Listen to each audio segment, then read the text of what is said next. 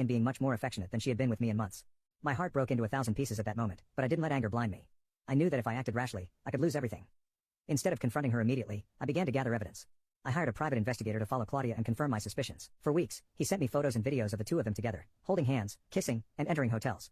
It was evident that Claudia was cheating on me, and the worst part was that she didn't seem to care whether I found out or not. Finally, the day came that would change everything. One night, when I came back from work, Claudia was waiting for me in the living room. She had that cold, calculating look that I had already learned to recognize. She told me she was no longer happy in our marriage, that she had met someone else, and that she wanted a divorce. But not only that, she also wanted half of everything. I remember how my stomach turned when she said that. I knew she wasn't asking out of necessity, but out of greed and spite. She was convinced that she would take a large part of my money and properties, believing they belonged to her. But what Claudia didn't know was that everything she wanted was not really in my name.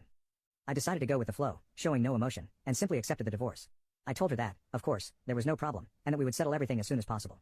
What she didn't know was that I had a plan up my sleeve, one that I would put into action as soon as we signed the papers.